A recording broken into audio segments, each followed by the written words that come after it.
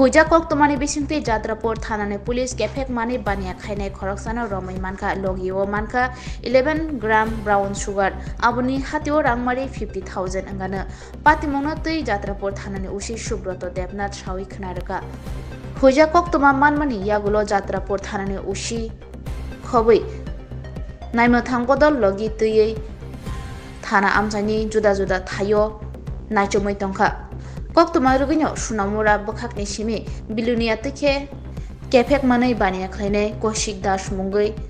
biluniani monurmuko bini nogo thangai tongo ajorano bono romoi bini thani nairoto khlaike manka 11 gram brown sugar Jadrapur thanani usi Subroto Debnath sawikhnairaka biskang salo bono darbar nogo bachara jangnai Koshik Das ni mungoi NDPS দ্বারা মামলা ইয়াগো নাহারে court বাচার জানাই হিনি শাখা দুপুরবেলা আনুমানিক 2:30 নাগাদ আমার কাছে একটা গোপন খবর আসে সোনামুড়ার দিক থেকে একটা বাইক সাদা কালার অ্যাপাচি যে একটা যুবক আসছে ওর সাথে ব্রাউন সুগার থাকার প্রবল সম্ভাবনা আছে তো অ্যাকর্ডিংলি আমি আমার স্টাফ বিভিন্ন জায়গায় লেআউট করি অ্যাম্বুশ করি তো সেই হিসাবে আনুমানিক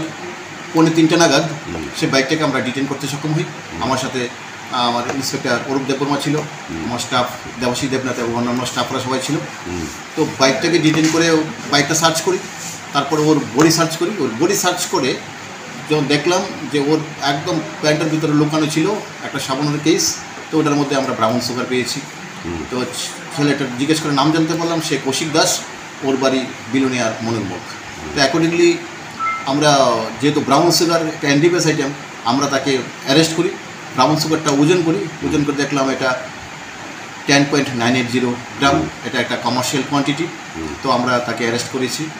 একটা স্পেসিফিক এনডিপিএসে আমরা কেস নিয়েছি কালকে তাকে কোর্টে ফরওয়ার্ড করবো এবং রিমান্ডে আনবো রিমান্ডে এসে আমরা টোটাল থরো ইন্টারভিউশন করে তার বাকি যে চেইনটা ব্রেকআপ করার জন্য চেষ্টা করেছি আমরা তার বাইকটা সিজ করেছি মোবাইলটা সিজ করেছি আমরা ইনভেস্টিগেশন করছি নেশার বাজার মূল্য কত হইতে পারে নেশার সামগ্রী এটা 10.980 গ্রাম এটা ভেরি করে তো আনুমানিক এটা 45 থেকে 50,000 টাকা বেশি হতে পারে এটা এরকম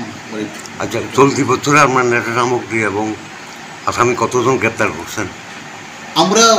এই বছর 2024 এখন অবধি আমরা 981 কেজি গাঁজা সিজ করেছি এবং 2410টি বোতল ফেন্সিডিল এবং অন্যান্য কফ সিরাপ আমরা সিজ করেছি এবং এগুলির জন্য আমরা 9টা স্পেসিফিক এনডিপিএসের কেস নিয়েছি এবং এইসব কেসগুলিতে আমরা অলরেডি 16 জনকে আমরা অ্যারেস্ট করে কোর্টে পাঠিয়েছি তারা এখন সবাই জেসিতে আছে আমরা স্ট্রংলি এনডিপিএসের আইটেমে আমরা করছি কন্টিনিউ তা করছি আমরা অভিযান আরও চলবো অভিযান অবশ্যই চলবো প্রায় আমরা 6 লক্ষর মতো আমরা টি প্ল্যান্টেশনের মধ্যে গাঁজা প্ল্যান্টেশন আমরা ডিস্ট্রয় করেছি এটা অন্যান্য বার চাইতে আবার অনেক বেশি তাই এগুলো কন্টিনিউ করছি